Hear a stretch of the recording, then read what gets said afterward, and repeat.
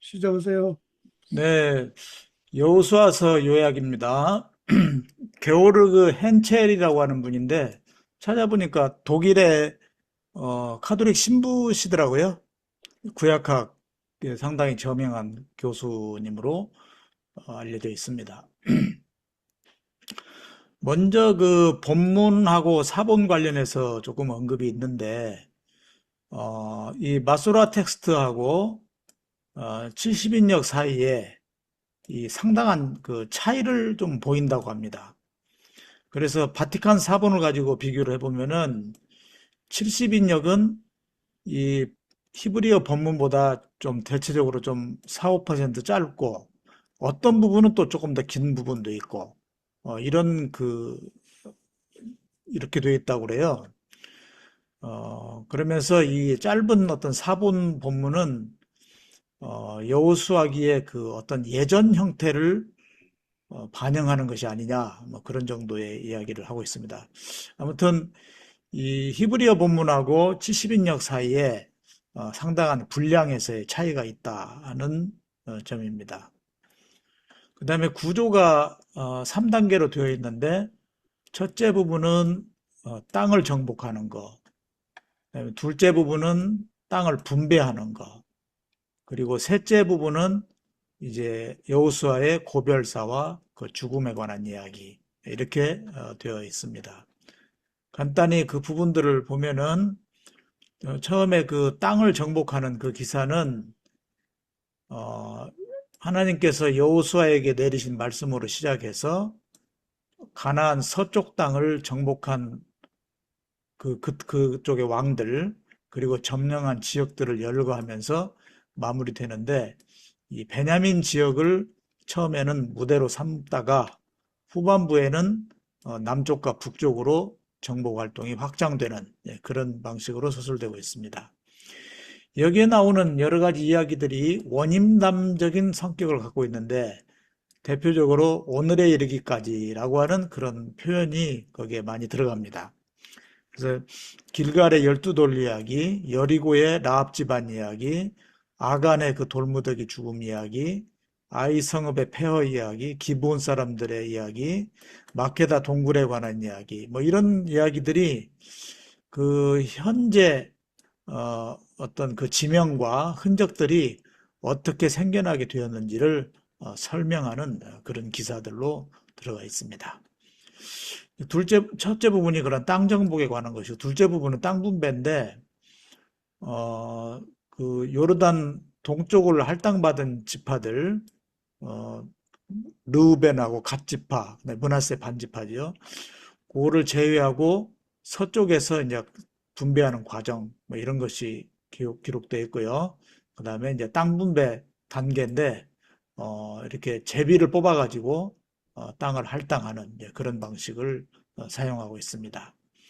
그 다음에 그 경계와 성읍을 묘사하는데 각 지파의 경계에 대한 언급을 하고 뭐 그런 등등 이야기가 있습니다. 거기에는 또 도피성, 레위인의 성읍에 관한 언급이 있고요. 이 부분은 뭐 잘 아시니까 넘어가겠습니다. 또 재단 다툼에 관한 이야기가 있었는데 요단의 그 동쪽 지파들하고 서쪽 지파들 사이에 뭐 전쟁 직전에 갈등이 발생하죠. 그런데 이것이 배교가 아니고 동쪽에 있는 지파들이 이스라엘 속에 속해 있음을 증명하기 위해서 한 것이었다 하는 것식으로 해서 화해로 마무리되는 그런 이야기가 서술되어 있습니다. 세 번째 부분은 고별사와 죽음인데 두 번의 고별사가 나와요. 첫 번째 고별사, 두 번째 고별사. 뭐 다 대동소이한 내용인데 백성들이 하나님을 잘 섬기고 율법을 준수를 하고 하는 이제 그런 내용들을 어, 담고 있습니다. 형성을 간단히 살펴보면은 첫 번째로는 이 신명기계 문서로 보이는 그러한 그것의 이전의 전승들이 있어요.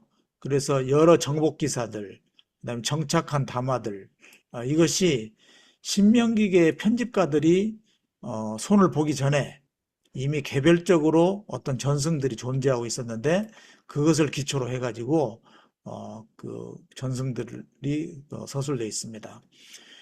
개별적인 점령 이야기들이 거기에 해당되는데 여리고 점령, 아이 성읍 관련 이야기 이런 것들이 아주 매우 이른 시기에 독립적인 전승이다라는 그런 말을 하고 있습니다. 이러한 전승들이 이제 어떤 식으로 결합되어 있느냐에 대해서 논쟁이 있는데 뭐 조금 복잡한 내용이라서 상세히는 저도 잘 알지 못하겠고요. 다만 이제 비버슈타인이라는 사람은 이 요르단을 건너는 전승하고 여리고를 정복하는 전승의 이 초기 본문들이 유배 이전 시기에 이미 공동 편집되었을 것이다 하는 그런 방식으로 설명을 해요. 근데 그러면서 이제 처음에는 따로따로 떨어져 있었다가 공동 편집이 되었다는 거죠. 근데 크라츠라고 하는 사람은 여리고 정탐 이야기, 아이 정복, 야알론 골짜기 전투 이런 이야기들이 어떤 고립된 에피소드가 아니고 아예 처음부터 이집트 탈출부터 가나안 땅 입구까지를 포함하는 어떤 거대한 유배전 땅 점령 이야기를 하나로 연결되어 있었다 하는 이제 그런 이야기를 한다고 합니다. 그러니까 서로 이제 견해가 조금 다른 거죠. 뭐 그냥 참고로만 하시면 좋을 것 같습니다. 그 다음에 여기에 이제 여러 지리적인 경계들이 나오는데 이러한 그 명확한 경계 묘사, 그다음에 성읍에 대한 리스트들이 쭉 나오는데 이것은 사실은 왕정 시대의 행정구역을 반영한다. 그리고 어떤 유배 이전에 형성되었던 그런 행정 조처들에서 유래한 것들이다. 이렇게 말하고 있더라고요. 신명기의 편집이 있기 전에 어떤 그 있었던 전승에 관한 이야기를 했고요. 이제는 이제 신명기의 편집인데요. 여호수아서에는 신명기의 편집이 책 전체에 걸쳐서 들어와 있고 이것이 언어상으로 비교적 쉽게 구별이 된다고 합니다. 주로 이제 말씀인데 야훼 여호와 그리고 여호수아의 명령, 요약, 열거 이런 형식으로 나타난다고 해요. 그리고 이제 이 편집의 실마리는 모세의 후계자 임명 여기서부터 이제 시작이 되는데 이렇게 해서 약속의 땅으로 인도하고 정복을 완수하고 그 다음에 안식을 누리는 이런 그 내용들을 포함하고 있다고 합니다. 이 신명기계 문서를 시대자적으로 배열하는 것도 견해가 상당히 다양한데 로핑크는 단층적인 그런 편집들이 있다. 그런 그 이야기 단층적인 편집서를 이야기하고요. 이것도 그냥 뭐 넘어가겠습니다. 그 다음에 또 다층적인 편집을 이야기하는 학자들도 많이 있다고 합니다. 다층적인 편집을 말하는 학자들은 이 여호수아 전편에 보면은 땅을 완전히 정복하고 백성에게 평온이 왔다고 이제 그렇게 서술하고 있어요. 근데 그 뒷장으로 가면 여전히 정복해야 할 땅이 많이 남아 있다는 그런 것이라서 앞부분하고 뒷부분하고 이제 서로 이렇게 다른 거죠. 그래서 이러한 모순이 생긴 이유는 이 신명기가 단일한 층위가 아니라 여러 다른 시대적인 배경과 의도를 가진 복수의 편집층으로 구성되어 있다는 것을 시사한다고 합니다. 여튼 단층적인 편집론과 다층적인 편집론, 요 의견들 간에 상당한 디베이트가 있는 것 같습니다. 이 신명기의 편집은 강조하는 것이 여호수아는 처음에는 야전군 사령관의 이미지, 정복 영웅 이미지였는데 점차 모세의 율법서를 주야로 묵상하고 실천하는 토라의 교사 같은 그런 성격이 강조되는 신명기계적인 인물로 재구현되고 있다. 이런 그 설명을 재미있게 읽었습니다. 그러면서 이제 사제계가 추가가 돼요. 그러니까 처음에는 신명기계가 손을 대기 이전에 단편적인 그런 여러 전승들, 그다음에 두 번째는 신명기계의 편집들, 그다음에 세 번째로는 사제계가 여기에 또 손을 댄 것으로 되어 있어요. 그래서 사제계 문서와 또 그 이후의 편집 지층이 혼재되어 있다. 그러니까 여호수아서가 굉장히 이제 복잡하게 여러 손을 탄 거죠. 사제계 요소가 삽입이 되었는데 엘라자르 제사장에 대한 이야기가 이제 땅 분배 과정에서 여호수아보다 더 먼저 거명이 돼요. 그러면서 이제 제사장이 주도적인 역할을 하는 그런 서술이 나타나기 시작하는데 이것이 사제계 편집의 영향일 것이다. 이래 보고 있습니다. 그 다음에 사제계에 속한다고 볼 수 있는 레위인들한테 성읍을 나누어주는 그런 그 이야기. 그러니까 사제계의 신학적인 필요에 의해서 소급되고 삽입된 것이다. 그 다음에 사제계 용어가 이제 계속 이제 등장하는 거예요. 거룩하게 하라, 뭐 이런 거라든지, 그 다음에 뭐 증언궤, 이런 것들이 전형적인 사제계 문서의 어휘라, 이렇게 보고 있습니다. 이러한 그 사제계들이 손을 본 다음에 또 후사제계, 역대기적인 추가까지 있다고 합니다. 그래서 기브온 사람들과의 맹세, 또 성전 창고에 대한 언급, 이런 것들이 있는데 특히 성전 창고에 대한 언급을 보면은 이 말은 역대기에 등장하는 그런 어휘와 일치한다고 해요.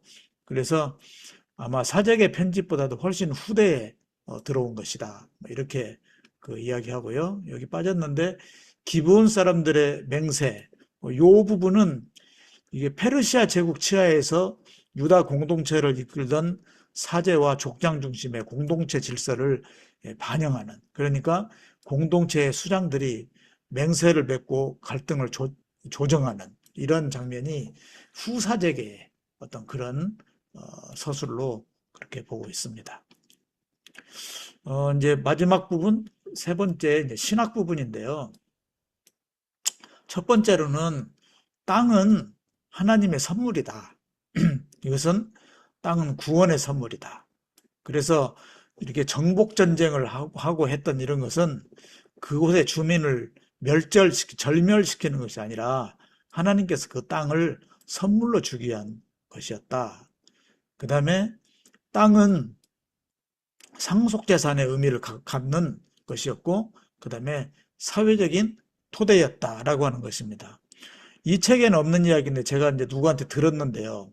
여호수아서는 이 땅 분배, 그 다음에 땅을 상속하는 이런 시스템을 적용을 해가지고, 그러니까 그 희년 제도와 굉장히 관련성을 많이 갖는다고 그런 이야기를 들었습니다. 제가 AI한테도 물어보니까 그 관련성에 대해서 상세히 설명하고 있더라고요. 아무튼 땅은 상속재산이었다. 그래서 여호수아서에서는 이스라엘 땅 소유를 정당화하기 위한 신학적인 설계다. 그래서 땅을 가진 사람에 대한 권리가 있는데 가정을 꾸리고 그 다음에 성문 앞에서 법적인 결정에 참여할 수 있는 권리, 이런 것을 가질 수 있었다는 것입니다. 사회적인 토대가 된 것이죠. 땅을 분배할 때 이제 제비뽑기를 했는데 이것은 인간의 힘이나 군사적인 공로로서가 아니라 하나님으로부터 땅을 할당받았다고 것을 보여주는 신학적인 장치다라는 설명을 하고 있습니다. 예. 그래서 이제 먼저 하나님의 선물인 땅에 대한 설명이고요. 그 다음에 이제 땅을 그 점유하는 그런 기사들이 쭉 나오는 신학적인 의미는 이것은 조상들에게 땅을 주겠다고 약속하셨던 그 약속의 성취다. 그래서 여호수아서에 의하면 이스라엘의 정주와 더불어 조상들에게 하신 땅에 대한 약속이 성취되었음을 말하려고 했던 것이다. 그 다음에 땅을 점유할 때 사실 전쟁에 대한 이야기도 있지만 제의적인 행위를 하는 방식으로 땅을 점유하는 아주 특이한 방식이 나오죠. 여리고 점령, 요단강 도하 이런 것은 전쟁이 아니라 이건 제의적인 행위로 묘사되는데 그 이유는 하나님이 친히 장엄하고 힘차게 그 땅에 진임하시는 것으로 그렇게 서술한다는 거예요. 그 다음에 이제 정복전쟁에 대해서 좀 많은 설명을 하던데요. 지난번에도 우리가 신명기에서 헤렘전쟁에 대한 이야기 공부 좀 했는데요. 역시 정복전쟁 역사적인 사실로 보기가 어렵다. 성경의 서술과 고고학적 사실을 비교한다면 이것을 문자 그대로 역사적인 사실로만 해석해서는 안 된다. 고고학적인 증거, 성경 텍스트를 살펴보면 이스라엘의 가나안 정착이 대규모의 일시적인 군사 점령이 아니었다는 것입니다. 그래서 정착의 그러한 점진적인 정착의 고고학적인 증거를 쭉 이야기하는데 후기 청동기 시대에 촌락이 한 30여 개였는데 에브라임과 므낫세 지역에 철기 시대에 이르러서 200개 이상으로 급증했다. 이때 이제 방어 시설도 없는 그런 촌락에서 이러한 그 촌락이 급증한 것이 이것이 정착을 의미한다. 또한 산악지대가 평야도시에 비해서 별로 매력적이지 않아 가지고 외적의 위협이 적었을 것이다 라고 하는 그런 이야기도 하고 있습니다. 이렇게 함으로써 이제 가나안 원주민들과 함께 혼합사회가 이루어졌는데 그 가나안 내부의 반유목민, 그 다음에 도시국가가 해체 후에 유입된 정주민들이 섞여서 형성된 혼합사회였다. 특히 이때 이집트 패권이 몰락하면서 동시에 가나안 도시 국가들도 많이 붕괴했는데 그러면서 외부에서 이제 많이 유입되면서 혼합사회가 이루어졌다는 것입니다. 이 절면전쟁, 헤렘에 대한 그 이야기를 좀 많이 설명하던데요. 절면전쟁이 아니었다라는 이야기를 하는 거예요. 문학적인 장르로 보면은 이게 원인담적인 성격이다. 이미 아이성은 뭐 오래전부터 폐허더미가 되어 있었기에 그 폐허더미를 더 설명하기 위한 어떤 원인담이지 실제 전쟁이 있었던 건 아니다. 참고로 제가 그 이스라엘에서 선교사로 계시던 분한테 이야기 들었는데 아이성 발굴을 고고학자들이 열심히 했는데 불에 탄 흔적이 전혀 나오지 않는다고 하더라고요. 오히려 그 옆에 베델에서는 불탄 흔적이 나오는데 그래서 성서의 서술과 고고학적인 결론이 일치하지 않는다라는 이야기를 들었습니다. 그 다음에 여호수아의 그 연대를 보면은 이런 그 전승들이 일러야 왕정시대 때 형성된 것이다. 발전되었다. 이렇게 말하고 있고요. 그 다음에 헤렘 전쟁, 이것은 하나님의 권위와 능력을 표현하는 어떤 문학적인 서술이다. 그런 이야기고요. 그 다음에 전멸전쟁이라고 해놓고 예외가 있다. 라합이라든지 기브온 주민이라든지 이런 쪽은 헤렘을 하지 않고 살려주었다. 그러니까 이것도 예외가 있다는 것으로 봐서도 전면적인 헤렘이 아니었다. 이런 이야기를 하고 있습니다. 그러면 이제 정복전쟁인 게 신학적인 성격이 뭐냐? 그것은 그 외부에서 들어온 정복으로 묘사함으로써 이스라엘이 땅을 얻게 된 것이 하나님의 특별한 은혜 덕분이라는 것을 강조하려는 신학적인 의도가 있다는 것이죠. 예. 근데 이 전멸 서술은 고대 근동의 전쟁 이데올로기에 반영이 되어 있는 부분이고 결국 이것을 신학화했다는 것입니다. 고대 근동에는 전쟁 가면 이거는 뭐 다 거룩한 전쟁이고 다 죽여버리고 이제 근데 실제로는 3분의 1만 죽여도 다 죽였다고 이제 그렇게 표현하고 뭐 이런 식으로 뭐 메사의 모압의 메사 석비 같은데 아시리아 전쟁 기록 이런 데 이제 그런 것들이 있다고 합니다. 여하튼 기원전 7세기 8세기에 그 땅을 잃어버릴 위기에 처했던 유배 전후의 편집자들이 하나님을 최고 사령관으로 그렇게 해서 모든 저항을 물리치시고 땅을 주신다는 서술을 통해서 백성들에게 희망을 주고자 했다. 그래서 절망 속의 희망 메시지다라는 것입니다.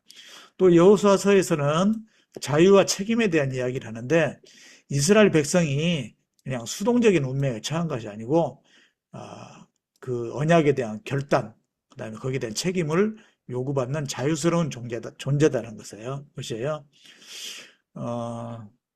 그러면서 이런 것들이 그 바벨론 유배와 상당히 그 상관성이 있는데 편집자가 이미 바벨론 유배를 익히 알고 있다고 이제 이 저자는 주장을 하고 있더라고요. 그러면서 결론은 뭐냐면 토라를 잘 준수하자. 네, 그것입니다. 또한 이제 여호수아의 모습을 이렇게 그 서술하는데 신학적인 편집층에 따라서 여호수아의 여러 면모를 묘사하고 있습니다. 시간 관계상 빨리 넘어가겠습니다. 용맹한 야전군 사령관으로서의 여호수아, 그 다음에 영도자의 모습으로서 여호수아. 그런데 이게 이제 영도자로서 신명기계 신학에서는 어, 백성들에게 땅을 나누어주고 하는 그런 일을 하면서 모세와 함께 계셨던 하나님이 여호수아에게도 함께 하실 것이다 하는 이제 그런 방식으로 여호수아를 묘사하는 거예요. 그 다음에 또 모세와 대등한 인물로 예, 또 묘사를 하고, 네, 모세 오경의 그 후기층 사제계에서 보면은 모세가 굉장히 종교적으로 잘 순종하고 또 순전한 순정성이 있는 사람이었다. 또 정탐 이야기에서 의인으로 등장하고 네, 이런 모습을 말해주고 있고, 그 다음에 오경의 속편이라고 여호수아를 생각할 수 있을 만큼의 그러한 그 내용으로 여호수아서에서 여호수아를 이야기하는데 제사장 엘라자를 통해서 하나님의 뜻을 물어보고 전투에 나서는 어떤 그런 모습, 네, 이것이 그 여호수아기가 오경의 어떤 연장선에 있다는 것을 이야기해 준다 하는 그런 이야기들을 하고 있습니다. 뭐 조금 장황하게 말씀드렸는데요. 더 일목요연하게 요약하지 못해서 죄송합니다. 여기까지 하겠습니다. 네, 아니, 아주 수고하셨습니다. 훌륭하셨습니다. 감사합니다. 예, 아무리 짧게 하려고 그래도 20분 이내에 잘 안 되네요. 뭐 배로 해도 되는데. 네, 또 하셔도 되는데. 그 내용, 그 신학 부분은 헨젤이 쓴 것 같은데요. 앞에는 이제 다른 학자들 소개했고요. 저도 신학이 다른 부분이에요? 아니요. 그러니까 신학 이제 앞에는 다른 학자들이 소개되어 있고 신학은 전적으로 헨젤의 의견인 것 같다고요. 아, 근데 그래요? 예. 저도 신학 부분을 읽어봤는데요. 김도일 목사님 발제 때도 이야기했지만 그러니까 12세기 주전 12세기 이집트가 거기서 세력을 이루면서 팔레스타인 지역에 세력을 이루면서 도시국가가 붕괴되고 거기에 살던 사람들이 이렇게 합해져서, 그러니까 지난번에 이집트에서 탈출한 사람들은 소수고 거기에 원래 살았던 사람들과 합해서 이렇게 이스라엘과 건국되었다. 그렇게. 그리고 이게 사사기하고 여호수아기가 굉장히 다르잖아요. 사사기는 한 200년 정도 산악지에서 살다가 이렇게 이제 내려온 걸로 되어 있잖아요. 삼손이 산악지대에 살다가 평야지대가 시기가 나서 곡식에다가 불 지르고 그런 건데, 그렇게 굉장히 오래 점령하려면 상당히 오랜 기간이 걸렸는데, 여호수아기는 여리고성 7바퀴 반 돌고 무너지고 좀 황당하게. 그래가지고 뭐예요? 압구정에 봉은사 청년들이 촛불 들고 7바퀴 반 돌았다고. 땅밟기, 예. 좀 황당한, 좀 황당한 구절이 많죠. 여호수아기는. 그러니까 그게 헤렘 전쟁과 마찬가지로 어떤 당시의 어떤 신학 문화였다. 서술 문화였다. 그렇게 이해하니까 굉장히 속 시원합니다. 구약 공부하니까 얼마나 좋은지 모르겠습니다. 네, 저는 여호수아서가 이렇게 다층적인 구조로 되어 있는 것은 이번에 좀 알았어요. 예. 그러니까 신명기계 학자들이 손 보기 이전에 어떤 몇 가지 전승들, 그 다음에 신명기계 학자들이 손을 보고, 그 다음에는 사제계 학자들이 손을 보고, 또 그 후대까지도 이렇게 손을 본 역대기의 그런 흐름까지도 거기에 좀 반영하고 있다는 이런 이해가 참 놀랍더라고요. 그런데 엘르아잘의 거론이 사제기라고 하는 거가 이제 새롭네요. 예.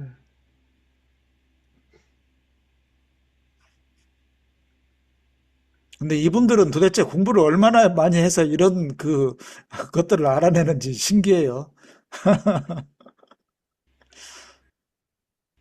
신부님들이 그렇게 아주 그 높은 학자들이 많은가 봐요. 그 생업에 부담이 없으니까 그렇게 공부를 많이 하시는지.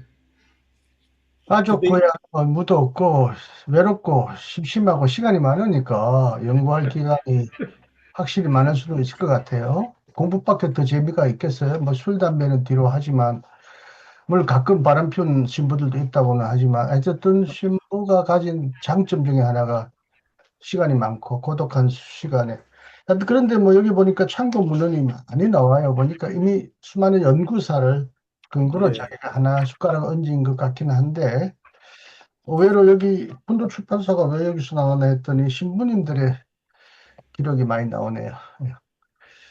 그 해렘처럼 정복 이야기가 나는 뭐 신학대학 다닐 때까지도 몰랐고 최근까지도 그냥 역사 소설이 좀 과장은 있어도 뭐 사실에 가까운 얘기인 것처럼 생각해 왔는데 의외로 역사 이야기가 사실 역사가 아니고 문학적, 신학적 그 구성품이라는 건 갈수록 더 공부하게 되니까 참 그러네요. 이제 보수적인 사람은 이거 다 자유주의고 성실 비평하는 마귀가 하는 놈들이라 모르겠지만 또 여기 이제 여수아가 가장 또 문제 중에 하나가 10장의 그 기본에서 해와 달을 멈춘 사건, 초자연적인 사건이 사실이냐 아니냐.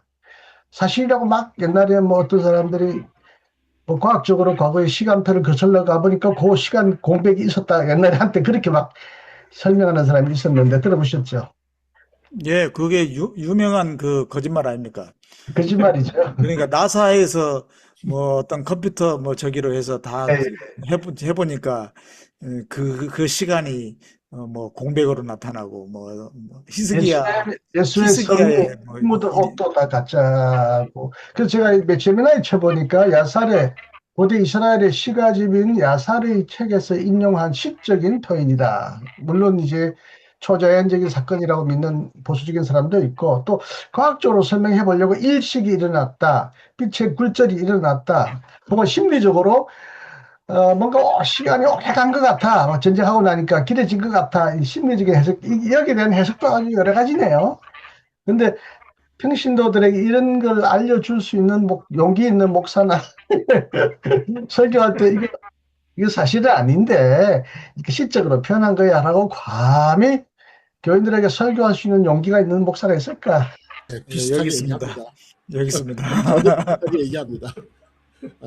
저는 오히려 과거에 만약에 태양이 멈췄던 일이 벌어졌다면 오늘날도 일어난다고 한다면 오늘날도 일어나야 되잖아요.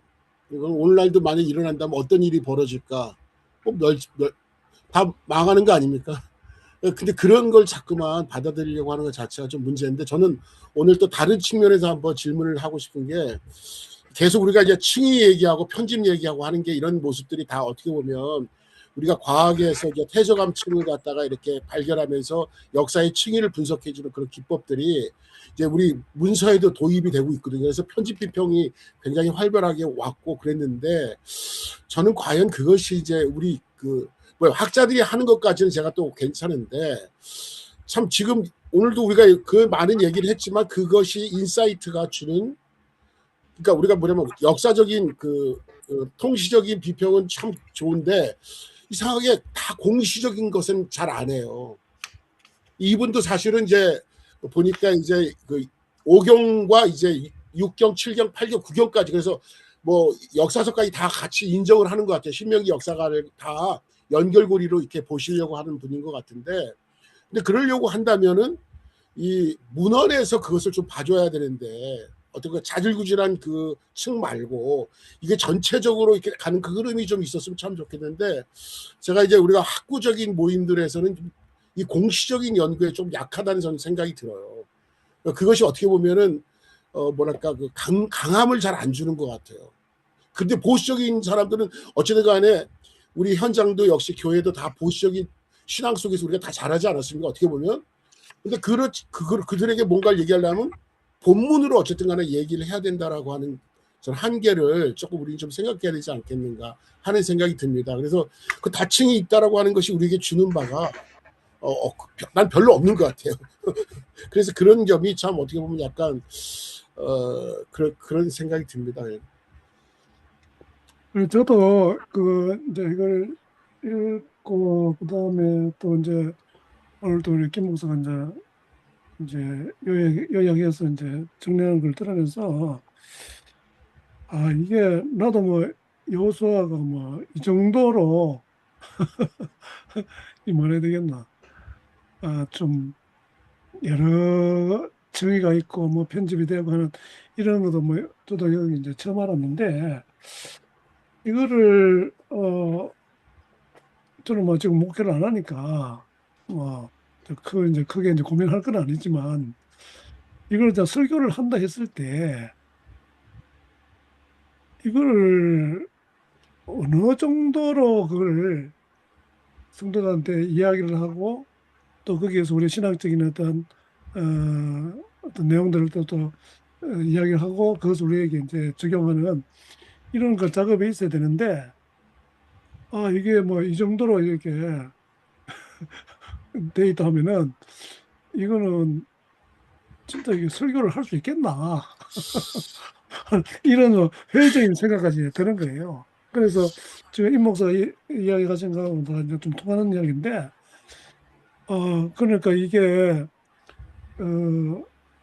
마커스 버거는 보면은 마커스 버거의 그 고백이세요. 그거 보면 이제 첫 부분에 나오는 이야기가 은유라고 하는 걸 계속 강조를 많이 하고 있더라고요. 그런데 그걸 갖다 은유로 우리가 이해를 한다 하더라도 워낙 이게 다양한 이제 층위가 있고 뭐 다양한 어떤 그 편집의 과정을 거쳐서 이루어졌기 때문에 단순히 그냥 뭐 은유로만 보기는 또 이게 이제 해석하기가 참 힘들잖아요. 여러 이제 뭐에 섞여 있기 때문에 좀 난감한 거예요. 그래서 좀 이제 근데 저는 제가 말씀드릴게요. 예, 저는 이 성서가 어떤 책이라고 생각하냐면은 이 성서를 쓸 때에 혹은 편집할 때 그때의 상황에 어떤 답을 주기 위해서 쓰여진 책이라고 생각을 합니다. 그러니까 그 시대 상황에 대한 충분한 이해를 하면서 배경이 되겠죠. 그 다음에 그 시대가 도대체 무엇을 질문하는 시대였는가. 그래서 이 성서 텍스트는 뭐에 대한 답을 하기 위해서 이렇게 옛날 이야기를 동원하고 옛날 이야기에 또 편집을 가하고 이렇게 하면서 최종 본문으로 낙착이 되었는가. 그럼 이것이 그냥 사람이 그냥 한 것이냐? 저는 그렇게 절대로 그렇게 생각하지 않아요. 이건 철저히 계시 의존적인 사색. 다른 말로 하면은 성령님의 조명이라고 할까, 인도하심이라고 할까, 이러한 과정의 산물이라고 생각을 하는데, 그러면 이 텍스트가 그 시대 사람들한테 어떤 답을 주려고 했느냐. 이것을 좀 더 파고 들어가면 굉장히 지금 그 청중들에게도 굉장한 메시지가 된다고 생각합니다. 그러면서 이 텍스트가 그 시대에 그러한 답변을 주었는데 우리는 지금 이 텍스트를 읽으면서 우리 시대에 무엇을 어떻게 적용할 수 있는가 이것을 같이 고민도 하고 또 그 청중과 질문 답변도 하면서 이렇게 어떤 뭔가를 찾아가는 그러한 과정으로 교회의 어떤 메시지 선포나 성경 공부가 진행이 된다고 하면은 지금과는 전혀 다른 교회의 모습이 되어 갈 것이라고 생각을 해요. 제가 아주 작은 실험을 지금 어느 교회에서 좀 몇 번 했어요. 몇 번 했는데 뭐 JEDP 막 하면서 막 설명을 쫙 하는데 못 따라올 줄 알았더니 다 따라오시더라고요. 그리고 너무나 속이 시원하다고 그러더라고요. 예, 그러니까 이것은 이제 우리가 여태까지 여기에 대해서 너무 익숙하지 않았기 때문에 오는 어떤 그런 그 문제가 있을 수도 있는데 좀 더 여기에 우리가 훈련을 하면은 충분히 교인들과 함께 공유할 수 있는 어떤 부분이 있지 않겠나 생각이 듭니다. 뭐 저도 이게 목회하는 입장에서도 저는 단 한 번도 모순을 일으키지 않았어요. 다만 이제 조금 무슨 얘기를 할 땐 조심스럽게 표현하는 게 필요한 것 같다는 생각을 좀 갖는데, 왜 그러냐면 저는 안진뱅이가 일어났다는 역사적인 사실보다도요, 그 안진뱅이가 일어났다는 의미가 우리에게 주는 바가 훨씬 더 신앙에 도움이 된다고 생각하는 사람이에요. 저는 여지껏 살면서 38년 된 안진뱅이를 한 번도 만난 적이 없어요.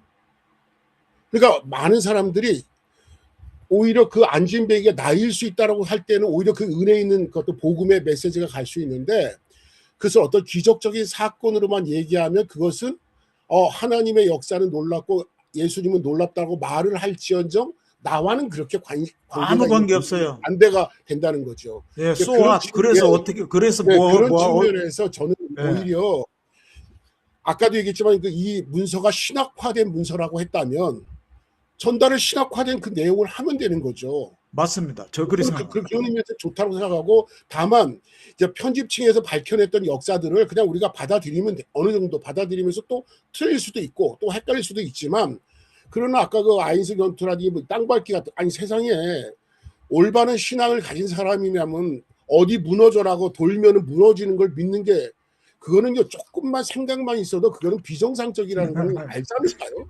그렇게 지금 중대형교회에서 그렇게 가르쳐가지고 청년들이 봉헌사 7바퀴 반 돌았다는 거 아닙니까? 하더라도 저 역시도 가르침을 받고 사는 사람이었고, 저는 이 생각은 중학교 때부터도 변한 적이 없어요.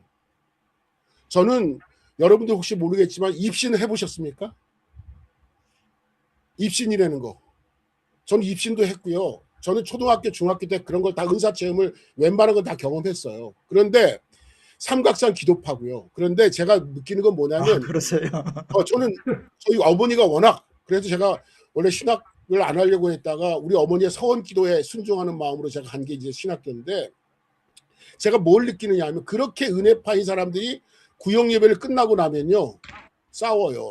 뭘 가지고 싸운지 아세요? 왜 너 돈 빌려줬는데 안 갚으냐, 왜 늦게 갚으냐, 이런 문제, 자실구실한 문제가 싸운단 말이죠.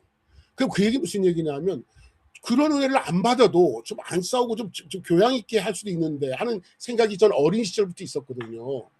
그러니까 그 얘기 무슨 얘기냐면, 알아들을 사람은 알아듣는데 문제는 뭐냐면 그것을 다수파로 만들어 가려고 하는 욕심. 우리 이정만 목사님 얘기를 한다면 완전히 뭐 곤고한 어떤 세력으로 만들려고 하는 그 어떤 욕심들이 다 각자 있단 말이죠. 예, 동일성화 시키려고 하는 게 있기 때문이라고 생각이 되어지는 것이지, 실은 오히려 기적의 책만이, 사실 저는 우리가 가장 좋았던 건 뭐냐면 베델 공부라고 하는 게 한국교회를 휩쓸렸잖아요. 근데 베델 공부에서 제일 먼저 노래 부를 때 하는 말이 뭐냐면, 어떻게라 하지 말고 왜라고 질문하자라고 하는 그 성경 구절이 있는데, 제가 베델 성경 공부에서 가장 좋은 구절은 그거예요. 그러니까 성경이 어떻게, 성경 하나님은 어떻게, 이렇게 하면 자꾸 과학적인 사고로 간다 그러잖아요. 우리가 그 질문에 대해서 서양 역사 배울 때에도 어떻게를 물었더니 과학으로 갔고 왜를 물으니까 신앙이나 철학이나 종교로 갔, 이런 얘기가 있듯이, 성경을 가지고 자꾸만 어떻게에 대한 해답으로 가지고 가려고 하지 말고 왜 썼을까, 왜 오늘 내가 이걸 읽고 있는가, 그 왜에 대한 어떤 질문으로 가게 되면 아무 문제가 없는데 자꾸 어떻게 해야 되는 답변을 주려고 그러죠. 왜 성경이 창세기가 6,000년이 세계에 지어졌다는 걸 말하려고 하는 책은 아닌데도 그걸 가지고 왜 그걸 자꾸 증명하려고 그러냐고, 어리석게도. 그렇죠. 그것은 과학이 할 일, 어떻게는 하우는 과학이 할 일이고요. 성경책에서 할 일이 없다는 거죠. 성경은 왜를 모르고, 그래도 성경에 어떻게 무너져 있는지를 막 이렇게 돌았더니 무너졌더라, 뭐 해야 하니까 멈췄더라, 어떻게를 말을 하니까 그런 방식으로 하나님이 초자연적인 기적을 일으켰구나 하고 믿게 되잖아요. 그래서 이제 과학과 서로 이제 조화시키려는 사람은 마치 7바퀴 돌았는데 지진이 나서 무너졌더라, 뭐 해와 달이 멈추기는 멈추지 않느냐, 멈췄다고 그들은 믿었다, 뭐 이런 식으로 이제 조금 완곡하게 해석을 해석해서 재해석하면 되는데, 그거보다도 그 김 목사님과 임 목사님의 취지는 알겠는데, 이제 우리가 계몽되기 이전에는 내가 누차 말했지만 산타클로스 할아버지가 사실인가, 물론 그 산타클로스 할아버지가 쓰여진 니콜라우스라고 하는 어떤 과거의 그 인물은 있긴 있었어요. 근데 어마어마하게 뻥튄 거죠. 막 신화적으로, 역사적, 문학적으로 가공된 거죠. 이게 이제 성서가 과학적인 책도 아니지만 우리 그 여기 해와 달처럼 역사적인 문서의 흔적은 있지만 역사적인 보도를 하기 위한 역사적인 예, 역사서가 아니다. 아니라는 신앙 거죠. 고백적인 책이고 또 어떻게 보면 문학적인 책이다. 예, 예, 예. 그래서 예를 들면 어떤 어린이가 우는데 호랑이가 왔는데 야야 뭐 호랑이가 와도 울음을 안 그치는데 꽃감을 주니까 뚝 그치더라. 그 얘기를 많은 사람들은 실제 호랑이가 와서 일어난 일로 보지 않거든요. 그 협박이나 공갈보다는 그냥 애들에게 울릴 때는 사탕 하나 주는 게 낫다. 이런 그 안에 교훈을 우리가 믿고, 소냥이도 뭐 인당수에 몸을 던져서 뭐 살아나서 아버지가 눈에 팍 떴다. 이거 문학적인 가운 그만큼 효심이 깊으면 놀라운 일이 일어난다는 걸 설명하려고 하는 문학적인 가장법. 아까 은유라고 그랬는데 메타포인데 과장이 들어가 있다. 이걸 좀 솔직하게 교인들에게 알려서 더 이상 과학과 갈등하지 않도록, 이게 그 안에 중요한 신학적인 모티프, 신학적인 메시지가 있구나. 근데 그걸 둘러싸고 있는 이야기는 하나의 가공이구나 하고 좀 알려줄 때가 되지 않았을까. 이거 안 알려주고 계속 눌러놓으니까 이제 요즘 젊은이들은 볼 책은 다 보고 우리 유튜브도 다 보는데 목사는 계속 무식한 소리 하냐니까 싸우기 귀찮고 갈등이 생기니까 이제 교회 떠나는 거죠. 그런데 솔직히 이거는 문학적인 서적이고 신앙 고백이다라고 말할 때가 이제 되게, 왜냐면 어릴 때 그 믿었던 그 산타 할아버지는 너는 어릴 때 그 능력 생각으로 한계 안에서 이해했지만 크면 야 이게 사실이 아니라는 걸 대부분 자기 스스로가 깨닫지만 못 깨닫는다면 야 이거 문학적인 하나의 설화야라고 교회가 말해줘야 되는데 교인들이 스스로 깨닫기까지 내버려둔단 말이야. 근데 깨닫기까지 내버려 두는 것도 좋은데 계속 왜 그걸 그렇게 스스로를 안 믿어? 하나님 말씀을 안 믿어? 왜 무조건 안 믿어? 너 자유주의자야, 마귀야, 사탄의 자식이야 이렇게 얘기하거든요, 목사들이. 이 갈등을 교회가 이제는 좀 풀어놓을 때가 되지 않나 그런 생각이 있는데 아까 말도 용기가 목사들 용기가 없어요. 그래서 교인이 떨어져 나가든 소수의 남자만 남든 그래서 그 사람들 데리고 새 출발해야 되는데 어쨌든 한 명 하나가 다 헌금으로 보이거든. 다 돈으로 보이거든. 그러니까 어쨌든 교인들의 비위 맞추려고 시험 드는 얘기를 못하는 용기 그런 게 목사들에게 가장 어떻게 보면 나약한 거죠. 뭐. 목사로서, 제 현직 목사로서 대답을 하면요. 저는 충분히 가능하다고 보는 사람이고요. 저는 뭐 지금까지도 그렇게 해왔다고 생각하는데요. 그 정도의 차이는 있겠지만, 근데 제가 보기에 목회하는 목사님들이 일단 실력이 안 될 수도 있습니다.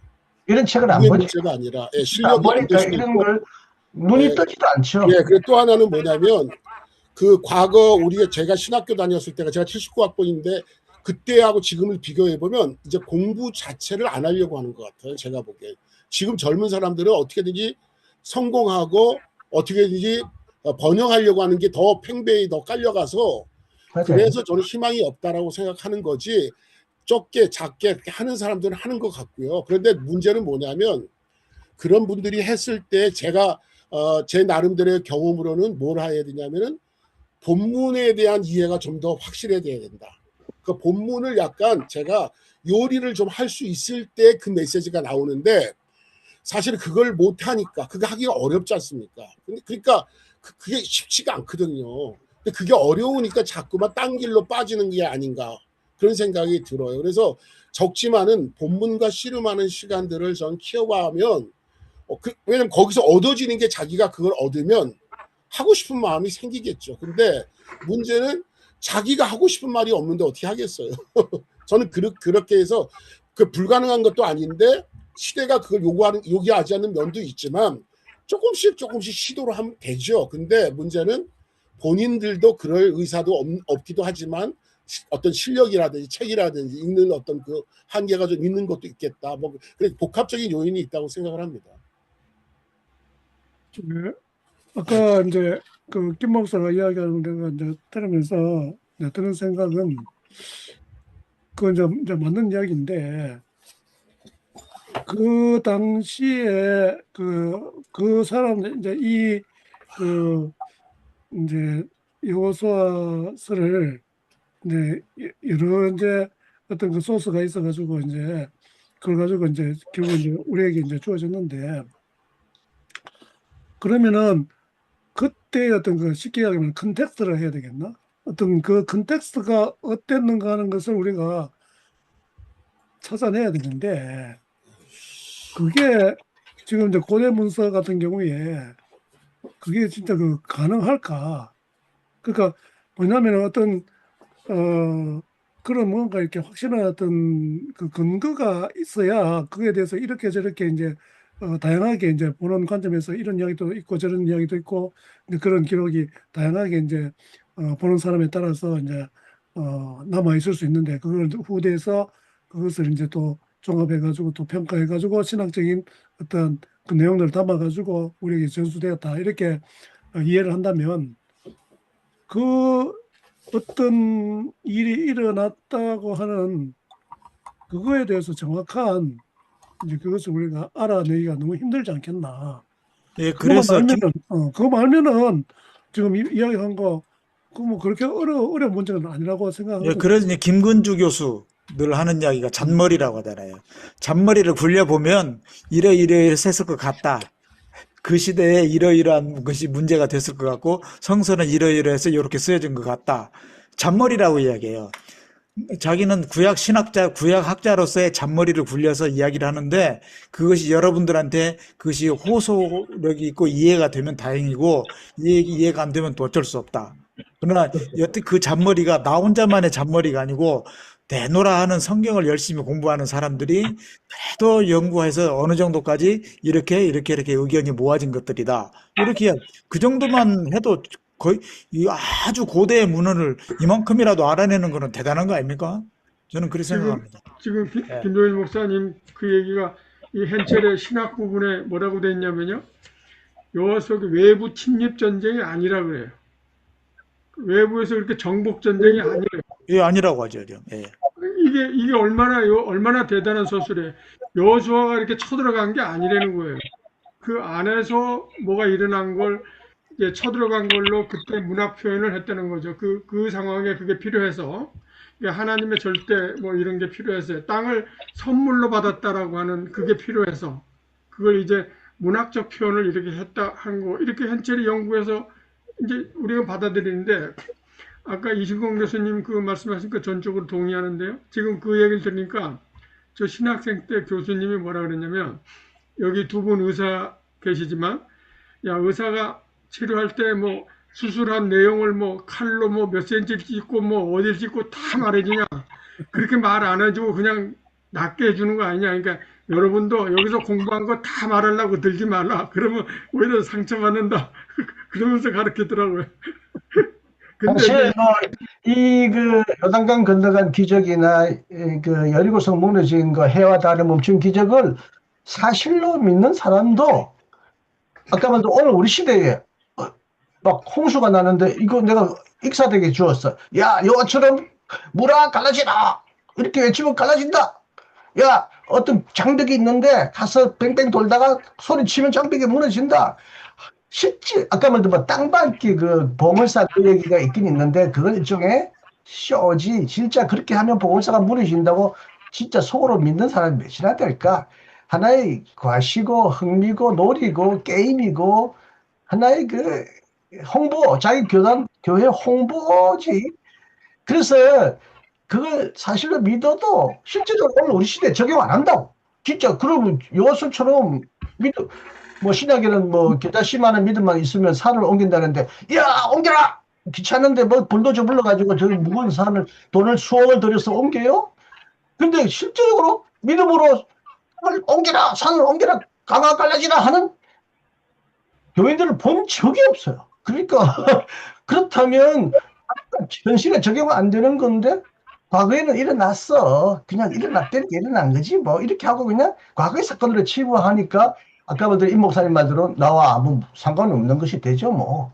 그래서 그 안에 있는 신앙 고백적인 언어를 발굴하는 게 더 중요하다는 말은 동의가 되고요.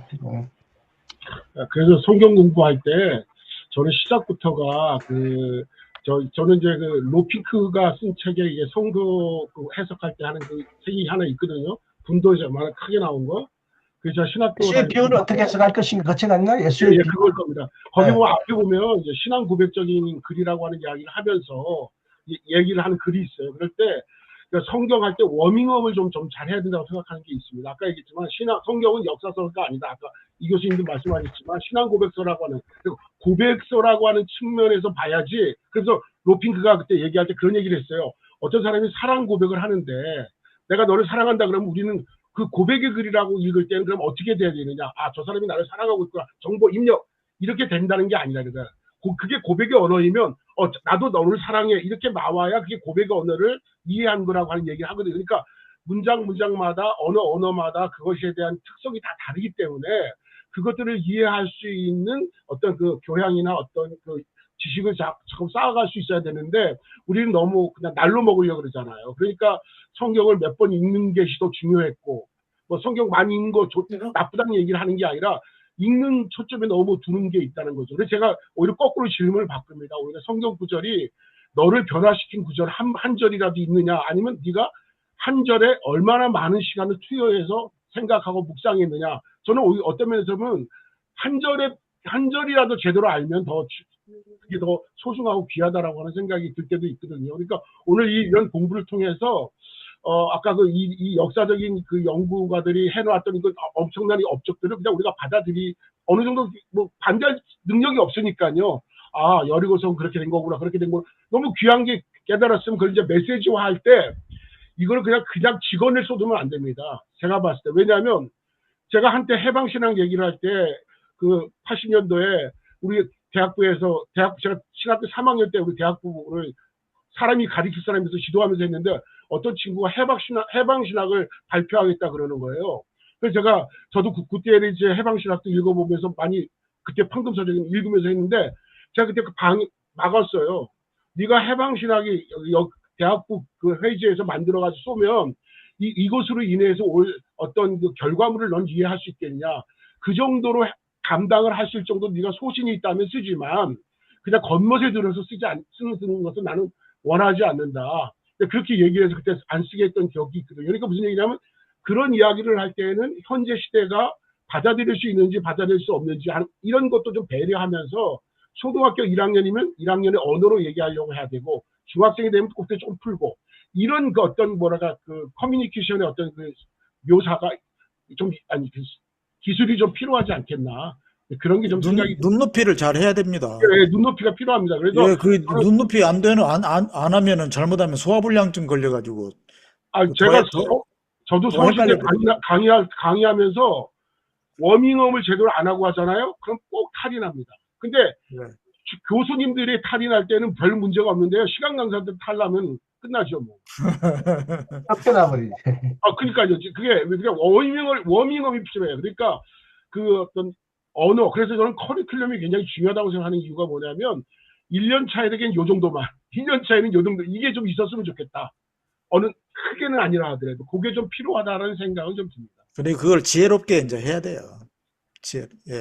그걸 마구잡이로 해버리면은 잘못하면 그 말하는 사람이 완전히 저거 인본주의다, 뭐 이단이다, 막 자유신학이다 이렇게 덤태기만 쓰고 시끄러워지기만 하고 그래요.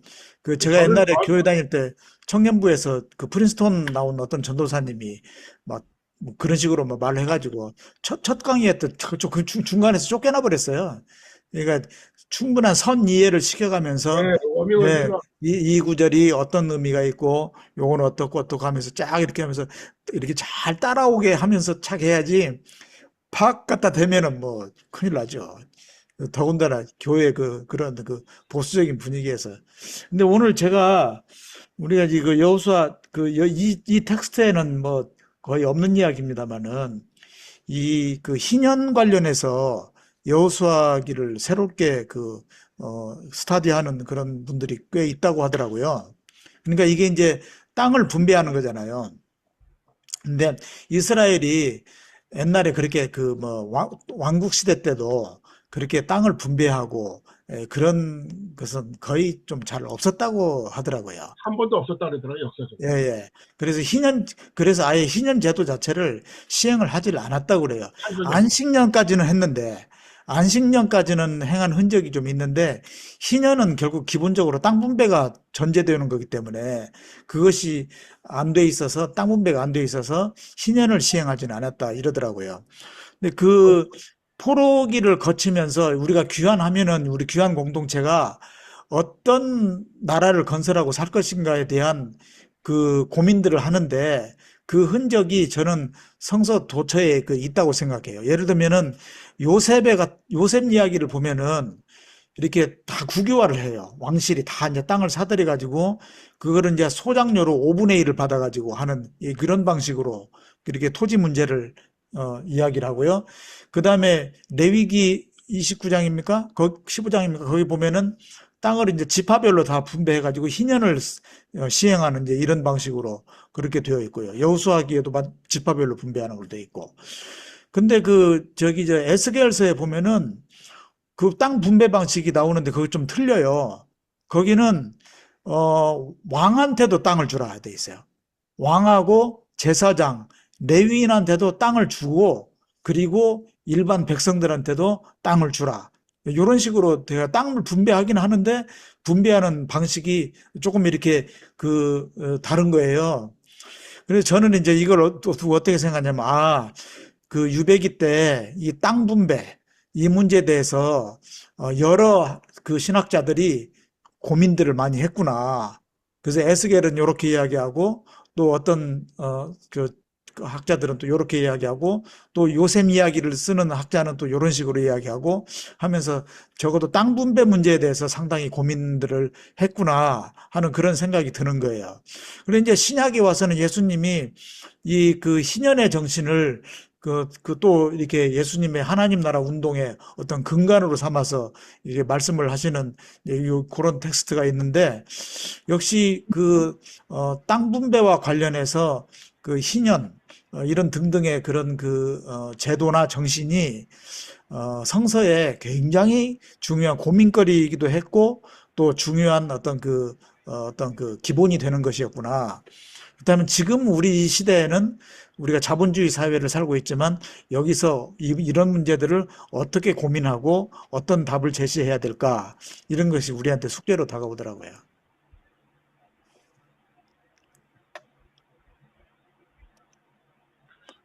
이정만 목사님 마이크 켜고 하셔요. 예, 흥미로운 건 그 성문 밖에 나가서 그 토의할 때 땅에 있는 사람들만 결정권을 갖는 그런 그 대목이 나오더라고요. 예. 땅에 있는 사람들만 발언권을 갖는 그게 이제 땅의 뭐 어떤 소중함, 하나님의 선물 뭐 이런 걸 강조해서 그런 걸 수도 있겠지만 그 재산권 보호도 있고요. 그러니까 고대부터 그렇게 재산 있는 사람 중심으로 사회가 질서가 지어가는 거예요. 투표도 민주주의도 18세기 말 불과 이제 100여 년 전에 프랑스에서 투표하는 거 보면 집이 있는 남자만 투표를 했거든요. 영국도 그렇고요.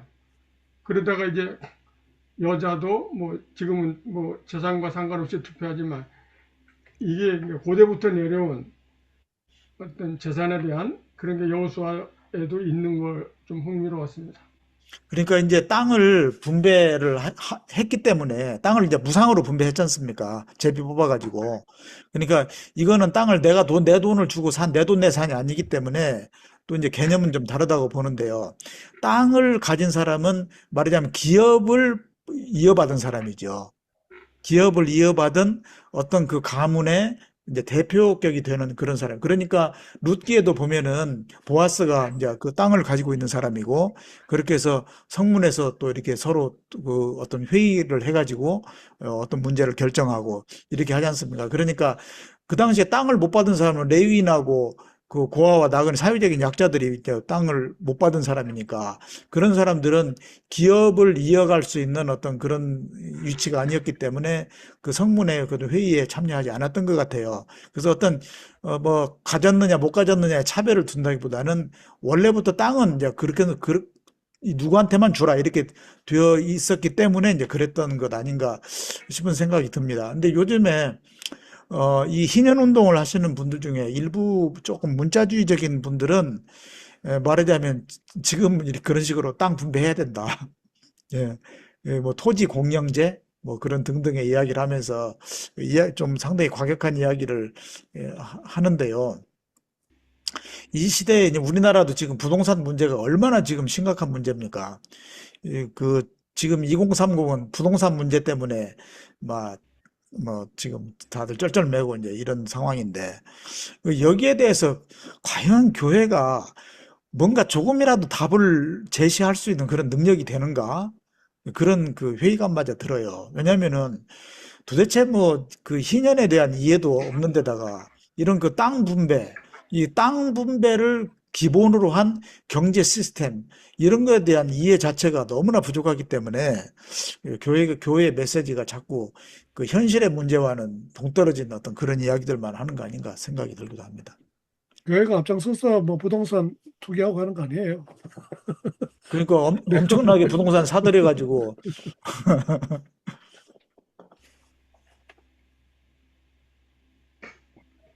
제가 말을 많이 했네. 우리 강 목사님이랑 좀 말씀하셔요. 장 목사님이랑. 오늘 이 현철의 신학이 오늘날 교회에서 상당히 위험한 주장으로 아마 보여질 것 같아요. 제가 독일 성서를 공부할 때 그때 추천을 해서 보니까 거기는 이게 정의가 나오더라고요.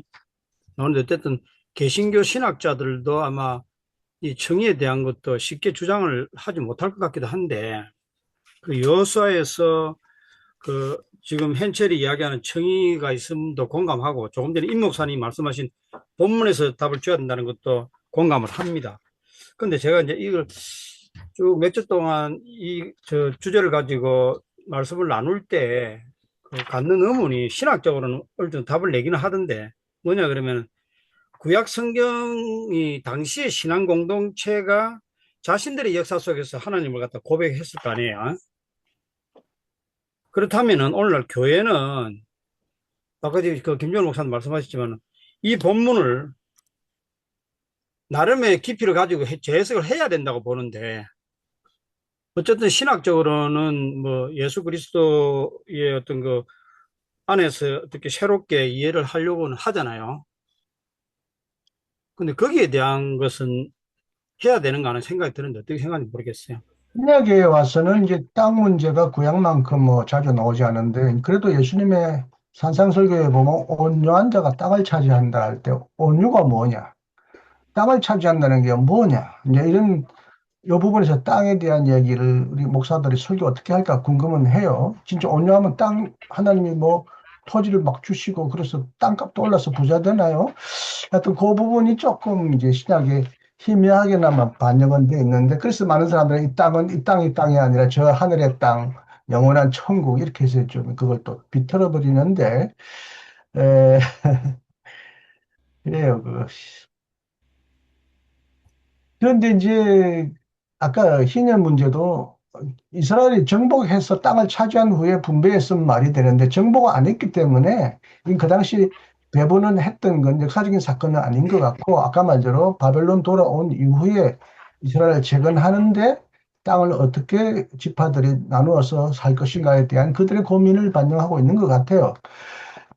최소한도 우리는 기독교가 주류가 아니기 때문에 토리 신부나 일부 사람들이 땅에 대한 얘기를 해도 시도 안 먹히죠. 또 많은 사람들이 국회의원 장로들이 국힘당이나 많이 들어가 있어도 막 그런 얘기하면 바로 빨갱이다 공산주의자라고 낙인 찍히기 때문에 참 이 공산주의의 트라우마를 뚫고 나가기가 어려워요. 근데 제가 유학했던 유럽에 가보니까 땅의 투기는 어마어마하게 규제하고요. 땅이 원래 투기 대상으로 못 되도록 만들어놨어요. 투기가 되면 거의 대부분을 세금으로 환수해버립니다. 땅은 거주자를 위한, 원래 이 구약에도 땅은 하나님의 것이다. 땅은 누가 개인이 독식하거나 소유할 수 없다. 우리가 공기를 독점할 수 없듯이 하늘을 땅도 독점할 수 없다. 모든 사람들이 땅에서 발붙고 살기 위한 기본 조건이다. 그래서 그런 정신을 가져야 되는데 오늘날도 땅을 차지하는 사람이 제일 돈을 많이 벌잖아요, 투기. 그래서 이제 젊은이들도 집을 가지려고 바둥바둥 연끌한다지만 집을 살려고 쟤들이 그 연끌만 하느냐. 집을 잘 사놓으면 저또 대박이다. 또 투기가 돼서 큰 돈 번다는 그들도 그 투기 심리가 젊은이들에게 과연 없을까? 근데 젊은이든 부자든 땅은 모든 자들에게 골고루 분배되고 투기 대상이 아니라는 것을 인식을 통하여 법을 통하여 만들어져야 되는데 교회가 그 일에 앞장을 안 서잖아요. 단 최소한도 교회는 땅을 교인들에게 뭐 배분해 줄 일도 없고 코로나 기간에 순복음교회 어떤 전도사가 목사가 코로나 기간에 안 모이는데 월세 전세가 엄청 나가니까 그 기간에 그걸 팔았어요. 전세를 빼서 교인들에게 고루고루 나누어졌어요.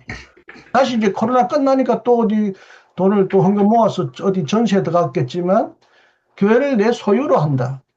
교회가 땅이 있어야 된다. 집이 있어야 된다. 이러면서 땅에 투자하느라고 교회가 어마어마하게 돈을 거기 넣는데 나중에는 그게 땅값이 올라가지고 예를 들면 저 광림교회나 가서 보면 처음엔 또 그 땅이 얼마나 비쌌겠어요. 지금 어마어마한 재산이 됐거든요. 그 이 땅을 남에게 못 주는 거야. 자식한테 물어줘야지. 이 어마어마한 가치를 내가 읽었는데 이걸 어떻게 생명부지에 다른 목사한테 줘. 그래 대대로 이제 세습하려고 하는 본능이 거기서 작동하는데 교회가 어쨌든 예수님이 희년 정신을 선포하셨으니까 땅은 그리고 음식은 생존이 기본적인 것은 누구도 독점하거나 투기하거나 많이 가졌으면 안 된다. 이런 기본적인 생각의 변화를 교회가 못 주고 있으니까 오늘날 젊은이들도 절망하는 게 아닌가 싶기도 해요. 저는 한 말씀만 잠깐 드릴게요. 이 그 땅을 상속재산으로 하면서 그러면서 이게 또 평등한 사회를 만들려고 하는 그러한 그 고민을 이 그 구약 성서의 그런 저자들이 많이 했던 것 같아요. 근데 결국에는 핵심은 뭐냐면은 공평한 세상을 만들자. 예. 그렇다면은 좀 다른 의미로는 이제 공의와 정의, 뭐 제다카와 미슈파트, 뭐 이런 건데 이것을 신약 성서가 그 하나님의 이것으로 받아들이면서 우리가 의롭다하게 되는 것이 결국은 뭐냐? 이거는 그런 공평과 정의의 세계, 그러한 나라에 이렇게 들어가는 그런 것, 어떤 이정만 목사님들 말씀하신 것처럼 어떤 이상한 법의 세력, 뭐 죄의 세력, 이것이 아니라 공의와 정의의 그런 나라에 우리가 들어가는 것, 존재론적인 변화, 신분의 변화, 이제 이런 것을 자꾸 이야기를 해야 이것이 어떤 구원이다. 이런 것을 자꾸 말을 해줘야 이게 우리가 믿는 것에 대한 어떤 방향이 서는 건데 그런 거 전혀 없이 그냥 공평 이야기하면 벌써 저 공산주의, 뭐 이런 식으로 사회주의 이렇게 나와버리니까 더 이상 대화가 안 되는 거예요. 그러니까 그들이 아까 저는 그 성문 밖에서 땅 있는 사람들만 그 투표권, 요즘 말로 말하는 발언권이 있었다. 그걸 저는 굉장히 좀 주목해 봤는데요. 김정일 목사님 그게 이제 땅을 기업으로 받았기 때문에 그 기업에 대한 은혜로 그렇게 했다. 근데 그게 현대에 와서 그럼 우리가 그걸 어떻게 해석할 거냐? 지금 아까 이신국 교수님 말씀하신 그 땅이 우리는 어떤 그 철학용어를 얘기해서 죄송한데 이게 팔루스, 락강이 말하는 팔루스인데요. 그러니까 땅을 우리는 이제 지금 못 가지니까 하늘 천국의 어떤 땅으로 이렇게 그 상징화해 놓고 그 구약에 대한 그 땅에 대한 해석을 못해서 구약의 땅을 기업으로 받은 것을 지금도 하나님 나라 기업이 땅이나 번영, 이렇게 성취, 성공으로 되어 있기 때문에 교회가 지금 망한 거거든요. 그러니까 그런 땅의, 그러니까 기업이라고 하는 거가, 하나님 나라 기업이라고 하는 거가 지금 오늘날 새롭게 해석이 되어야 되는데, 예. 구약처럼 그게 땅이 되거나 그러면 안 되거든요. 그러니까 그게 재해석돼야 돼요. 하여튼 기업이란 말을 성경에서 읽고는 뭐 한동안 무슨 말인가 모르고 내버려 뒀어요. 기업하면 사업체, 삼성이나 이런 걸 기업이라 생각하지. 땅 기업이 이 말을 오늘 아직도 쓰고 있어요. 우리도 쓰고 있는데, 이거 젊은이들 못 알아들어요. 기업하면 저쪽 기업을 말해요. 대기업. 이걸 용어로도 땅에 뭐 선물이다. 땅에, 상속받다. 여기는 상속재산이라고 했는데 상속받다라요. 상속받다. 그러니까 이네리턴스. 근데 그렇게 오늘 풀어주는 사람도 본 적이 없어, 목사가. 그냥 기업 하니까 그 기업은 나는 현대 삼성만 생각나지 그 기업이 생각 안 나는데 이게 용어도 진짜 좀 네. 다시 잘 써야 된다. 저는 알죠, 아는데 젊은이들 우리가 얘기하다 보니까 기업이란 말도 좀 좋은 말로 바꿔 썼으면 좋겠어요. 지금 그걸 어떻게 해석할 건가를 제가 좀 이야기 드릴게요. 원래는 우재영 목사님이 나보고 현대 철학을 좀 강의하라 그러셨는데 제가 전공자도 아니라서 그 실력도 안 돼서 제가 로마서를 오래 공부했으니까 로마서를 하겠다 그래서 이제 로마서를 했는데요. 현대 철학 그 이제 팔루스 개념이 있는데 이게 뭐냐면 자 이거부터요. 프로이트의 모세와 일신기를 보면 모세가 살해되었다 그래요. 여호수아와 갈렙에 의해서 살해되었다 그래요. 이게 프로이트의 가설인데요. 그게 프로이트가 가설을 세운 게 아니고 부역학자 에른스트 셀린이 그렇게 주장을 했어요. 그러니까 고대에는 지도자가 살해되는 문화가 굉장히 많거든요. 시오노 나나미의 로마인 이야기를 들어보면 그리스인 이야기를 보면 왕들이나 전쟁 지도자들이 살해돼요. 요셉 오이디푸스 신화도 그런 거거든요. 그래서 모세 살해설을 주장하는데 그게 이제 프로이트의 모세와 여신교가 있고요. 프로이트가 토템과 토부가 있어요. 토템과 토부라는 책이 있는데 프로이트가 이제 무의식을 했잖아요. 그게 뭐냐면 토템과 토부에서 다섯 아들들이 아버지를 살해해요. 살해하고 아버지가 없어지면서 그 아버지의 자리를 법이 차지하게 됩니다. 법. 그래서 법이 발생한다는 거예요. 그래서 법이 생겼다는 거예요. 그래서 이 법이 이제 말하자면 락강이 이제 이걸 해설하면서 프로이트의 이 아버지 사례를 해석하면서 락강이 뭘 했냐면요. 팔루스라는 개념을 만들었는데 팔루스가 뭐냐면요. 팔루스 전에 이제 대타자라는 게 있어요. 대타자가 뭐냐면 인간은 누구나 어떤 기준을 세워서 내가 하는 것보다는 그 기준에 따라서 하는 인식이 있다는 거예요. 아버지가 있으면 편하고 지도자가 있으면 편하고 하여튼 문화, 법이 있으면 편하고 이게 대타자예요. 욕망 이런 게 대타자인데 이 욕망 대타자 안에서 나를 욕망을 조직하는 게 팔루스예요.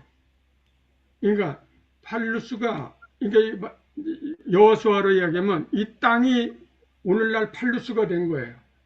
땅이 나를 지배하는 거죠. 땅이 있어야 내가 사는 거예요. 아파트가 있어야 살고 돈이 있어야 살고 권력이 있어야 살고 이렇게 이게 팔루스예요. 그러니까 이제 바울은 지금 법으로부터 해방이 락강이 말하는 이 팔루스로부터의 해방이에요. 그러니까 구약의 하나님의 기업이 땅이었다면 오늘날 그 기업이 땅이 되면 우리는 욕망에 지는 거예요. 법으로부터 해방을 못 이루는 거죠. 이게 이제 말하자면 땅이 기업이 되지 않고 그렇다고 하늘천국으로 보내지 않고 말하자면 내 삶의 어떤 평화라든가 관계의 개선이라든가 뭐 이렇게 새로운 삶의 어떤 관계로 풀어나가는 이게 해방이라는 거예요. 그러니까 이게 팔루스로부터 해방이거든요.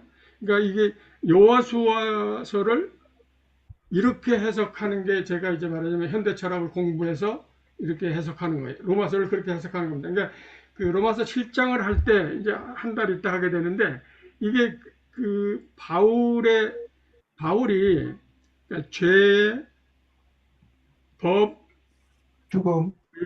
믿음 이 세 가지로 하나님 나라를 설명하는 거거든요. 이게 7장 이해가 바울 이해의 핵심이에요. 그게 이제 그때 제가 좀 이 팔루스에 대한 걸 다시 좀 설명을 하겠습니다. 근데 저는 이제 일단 이 여호수아서를 볼 때, 이제 저는 특히 이 땅 분배 여기에 대해서 옛날부터 좀 많이 꽂혀 있거든요. 왜냐면은, 이 사람들은 참 이게 계시라고 저는 생각하는데 어떤 개념을 받은 거죠. 이게 땅을 이렇게 분배해가지고, 그 다음에는 이걸 상속을 계속 무상으로 줘가지고 상속을 시키는 거예요.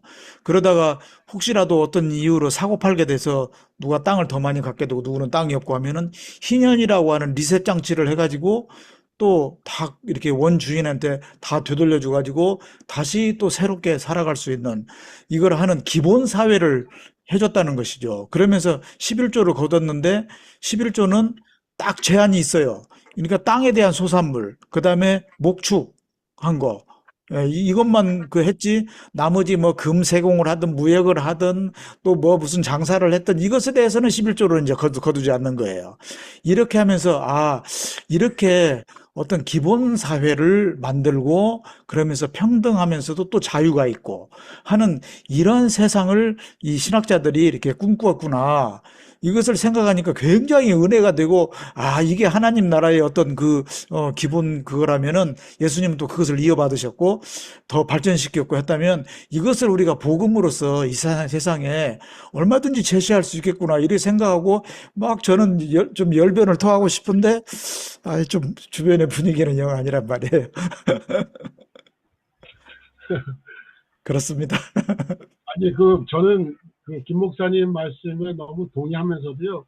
또 한편으로 뭐냐면 너무 실현 불가능한 이야기라서 이제 그런 거지 이상향으로는 충분히 저는 꼭 시도해야 된다고 생각을 하는. 그러니까 우리가 이상이 있어야 그런 방향을 갖게 되는 것이지.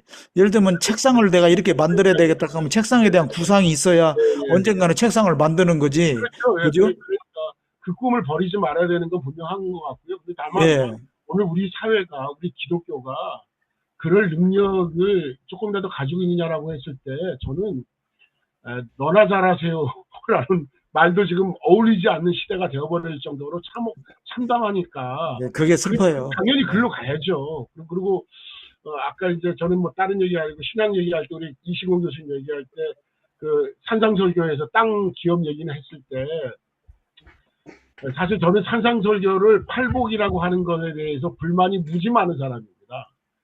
산상설교를 팔복을 얘기하지 않았어요. 일복을 얘기합니다. 일복.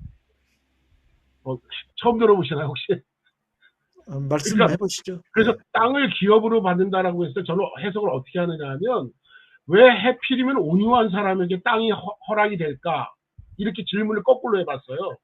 그랬을 때 제가 내린 결론은 뭐냐면 어떤 사람이 온유한 사람이냐 하면 이 땅에 살아가면서 매일 땅 뺏기며 살아가는 사람이 온유한 사람이다. 그러니까 하나님이 왜 그렇게 제가 해석할 수 있었냐면 그 복에 해당되는 내용들이 담은 애통하는 자가 있으면 위로를 받을 것이고 그 뒤에 나오는 결말이 딱 반대급부와 연결이 되는 부분이 있고요. 근데 첫 번째 해당되는 마음이 깨끗한 사람은 하나님을 볼 것이며 하는 그 문장이 뭐죠? 아이고 갑자기 맞아, 하나님의 아들이라 일컬음을 받을 것이요 하는 거 있잖아요. 그거는 화평케 하는 자. 그러니까 심령이 가난한 자는 복이 있나니 천국이 저희 것이며 하는 것이 저는 그게 그 복이 전체를 휘감고 있다고 봐요. 그래서 첫 번째하고 여덟 번째가 동일한 게 나와요. 그러면 만약에 팔복이라고 하면 틀렸잖아요. 칠복이라고 해야죠. 왜? 첫 번째 말하는 것과 여덟 번째 말하는 게 같은 말이에요. 저는 그래가 인클루지오라고 하잖아요. 인클루지오. 그러니까 인클루지오로 해석이 돼서 왜냐하면 그 복의 개념들의 등위가 달라요. 왜냐하면 첫 번째는 천국인데 두 번째는 겨우 주어야 배부르고 위로받고 뭐 땅 기업받고 저는 어떤 걸 고르려면 첫 번째 하나만 받아도 충분해요. 근데 그것을요, 목사님, 희년이라고 하는, 이 땅 분배라고 하는 전제에서 그런 기업, 상속재산이라고 하는 걸 보면은요, 그냥 적어도 기본적으로 먹고 살 수 있는 땅을 받는다는 이야기지, 더 많은 땅을 차지해가지고 네가 진짜 땅 부자가 된다. 그런 뜻이 아니지. 성서는. 그런 개념으로 가면 이미 성경하고 완전 연나가 그렇죠. 말할 필요도 없죠. 뭐 그러니까 우리가 그 하나님께서 우리에게 주시는 소위 기업, 이네리턴스, 상속재산이라고 하는 개념이 우리 지파에, 우리 가족에게 딱 할당되는 만큼 우리가 기본적으로 먹고 살 수 있는, 적어도 그게 있어야 굶주리지 않고 품위를 유지하고 살아갈 수 있잖아요. 그것을 말하는 것이지, 뭐 온유하기 때문에 땅 많이 차지하게 아니, 돼가지고 지금, 뭐 아니, 땅을 진짜 많이 그거는 가져다가 아니라 빼앗긴 만큼 더 돌려주겠다. 그런 뜻이라는 얘기예요. 그러니까 그런 개념도 분명히 억만 있겠죠. 사람이 빼앗겼기 때문에. 부자들한테 다 물론 빼앗겼잖아요. 다 빼앗겨가지고 땅도 없잖아요, 그러니까요. 지금. 예, 그러니까 빼앗긴 사람에게 하나님이 되돌려주겠다라고 하는 의미에서 복이지, 예. 땅을 사놨더니 막 복을 받고 이런 얘기로 자꾸만 가는 거는 이미 뭐 나가도 한참 이상하게 나가는 거죠. 그거 뭐 아무 얘기를 안 들어도 그건 너무 당연히 안 나간 거 아닌가요? 조금만 정신이 있으면 뭐 하나님이 근데 내 그게 아니더라고요. 옛날에 제가 당연히 다니던 교회 그 당연히 유명한 아니죠. 목사님이 그 교회 지으려고 저쪽 땅을 사놨더니 땅값이 많이 올라서 하니까 교인들이 박수를 치고 할렐루야 그런 하고. 데서는 빨리 빠져나오셔야 되고요. 왜냐면 그래도 신구약 성서 주석을 다 쓰신 목사님이 그렇게 말씀하시더라니까. 그러니까 아니, 이제 그렇게 돼서 교회가 망한 건데요. 이제 지금 이미 그렇게 망하고 있잖아요. 땅 얘기하니까 앞으로 사회가 어떻게 변할 건가에 대한 그 미래학자들이 있는데요. 그 지금 최근에는 이제 마르크스를 재해석해서 이제 사회주의를 받아들이려고 하는, 전에 우리 경제학 공부할 때 사이토 고에이 있잖아요. 사이토 고에이의 지속 불가능한 자본주의도 하고, 이제 말하자면 그 협동조합 같은 공동체, 땅이 이제 공동 소유가 되는 그런 사회를 지향하는 책들이 나오는데, 그거 말고 내가 우리 방에 이방한 그 박사의 글을 올렸는데 그걸 읽어보셨는지 모르겠는데, 그게 광주 과학기술초의 전문위원인데요. 앞으로 우리 사회가 어떻게 변할까 한 거를 미래학으로 했는데요. 그러니까 농경사회에서 산업사회에서 지금은 이제 그분이 1987년을 AI 디지털 문명사회의 원년이라고 그래요. 그러니까 앞으로 사회가 어떻게 변할 거냐. 땅 이런 얘기 할 게가 아니고요. 10%만 일을 하고 90%는 다 논대요. 그러니까 예. 지금 기본소득, 지금 이재명이 기본소득 하려고 하는 그것도 그런 사회로 가기 위해서 기본소득을 하는 거거든요.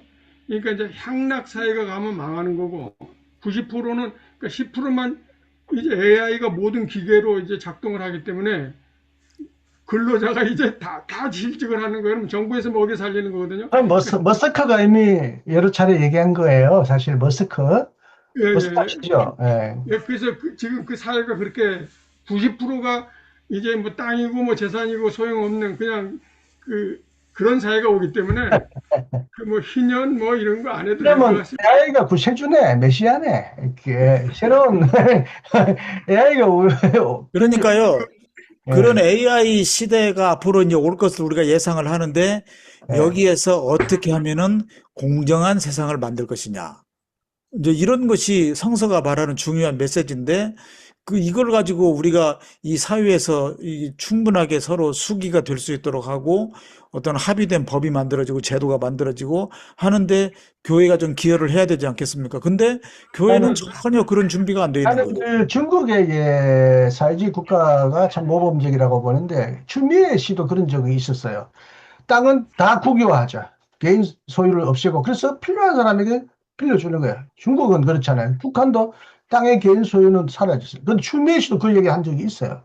그리고 사실은 중국이 공산화되지 않았으면 어마어마한 사람이 굶어 죽었을 거라는 거예요. 공산주의 때문에 그 민중들이 그래도 굶지 않고 살아남았다는 거예요. 공산주의가 실현되지 않았으면 지금 미국도 중국도 미국 못지않게 빈부격차가 어마어마하게 크거든요. 그런데 공산주의 아니었으면 수많은 빈민들의 민중들이 굶어 죽었을 거라는 거예요. 그 땅도 진짜 나는 국유화했으면 좋겠어요. 그래서 필요한 사람에게 빌려주고 세금 받고 이랬으면 좋겠는데, 그게 그런 얘기는 안 하는데, 공산주의가 그 얘기했으니까 난 공산주의자들이 더 천국에 가깝고 하늘나라에 가까운 게 아닌가.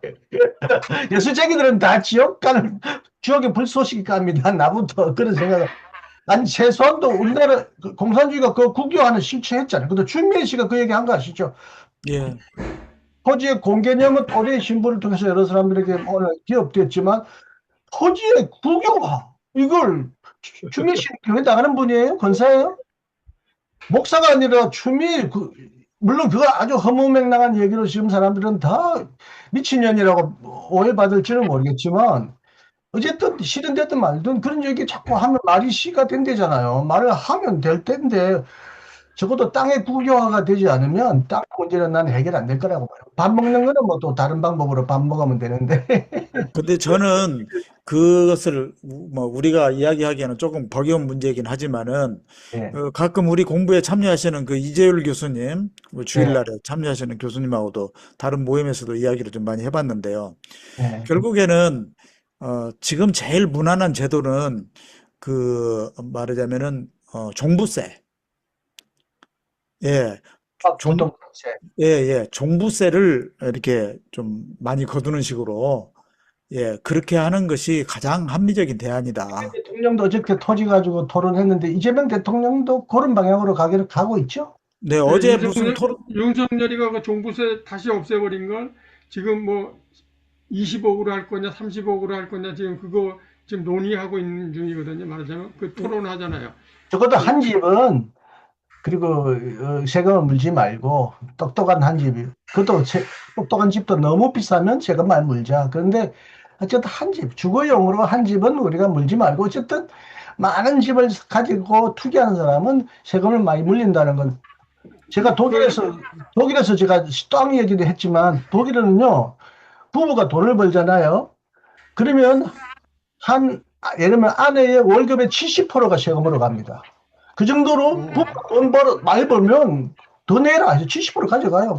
물론 애들에게 학비나 뭐 여러 가지 사회보장을 통해서 돌려는 주지만 이 월급도 국가가 많이 벌면 많이 떼가는데 우리는 상상을 못 하잖아요. 그런 식으로 그 부자들에게 중세를 하고 가난한 사람들에게 많은 복지를 해야 되는데 이 공산주의 이 신드롬을 우리가 벗어나지 못하기 때문에 이재명 대통령이 기준을 세워보라 그러니까 누가 참모들이 10억 이렇게 말하니까 10억으로 하면 난리 날 거다 막 대통령이 그랬거든요. 그래서 지금 기재부 차관이 30억으로 하자고 제안을 했어요. 그러니까 종부세 나오는 종부세를 걷는 기준을 그게 이제 노무현 때 만들어 놓은 걸 윤석열 때 최종적으로 없애버렸거든요. 그러니까 지금 이제 다시 김정일 목사님 이야기하는 것처럼 종부세가 지금 태동할 겁니다. 30억이 아마 기재부 차관이 그렇게 제안을 했기 때문에 수도권에 사람이 몰리니까 땅이 부족하니까 결국 좋은 땅은 계속 그 천정부지로 뛰잖아요. 이 수도권에 안 몰리도록 지역이 균형적으로 발전하도록 하는데 이재명 대통령은 그런 걸 쓰고 청와대 이전도 지금 뭐 늘 그게 대전에 안 가겠지만 청와대 이전 설계도 나왔더라고요. 어쨌든 서울 중심의 행정 기관이라도 빨리 지방으로 이전해서 서울에 안 몰리도록 해야지 몰리도록 만들어 놓고 여기서 땅을 배분하려니까 싸움하고 투기만 나잖아요. 그런 의미에서 지역 살리기와 더불어 땅 투기 막기 위해서라도 빨리 지역적으로 사람을 흩어버리는 이 운동을 해야 하는데 이재명 대통령이 그래서 김도월은 이거 메시아처럼 생각하더라고요. 교회에서 메시아와 같은 사람이 나와야 되는데 뭐 이재명이 너무 극진하는 것도 그건 잘못한 일이긴 하지만 대통령은 하여튼 잘 뽑은 건 사실인 것 같아. 다행이에요. 지금 압구정의 30평 아파트가 100억이에요. 네. 타워팰리스는 뭐 200억 이러고요. 지금 100억에 100억. 이게 상상이 가세요? 아파트 한 채. 그러니까 그런데 세금을 내라는 거예요. 이제 말하자면. 그러니까 30억 이상짜리는 세금을 내라. 그게 이제 웬만한 큰 아파트 해당이 될 거예요. 이게 너무 집값이 중심부에서는 지금 많이 올라가지고 지금 문제가 발동을 한 겁니다. 네, 저는 이제 이 문제와 관련해서 구약에서는 모든 땅은 하나님의 것이라고 했고 아까 그 신현 얘기할 때 그 경작권만 인간이 가지고 있었다는 이 기본 정신을 그 신학이 오늘날 우리에게도 와서도 유지해야 되는데 그 유지가 결국 신학에서는 어떻게 유지하느냐 하면 결국은 하나님과 만몬을 겸하여 섬길 수 없다라고 하는 누가복음 16장 13절에 대명제로 나오거든요.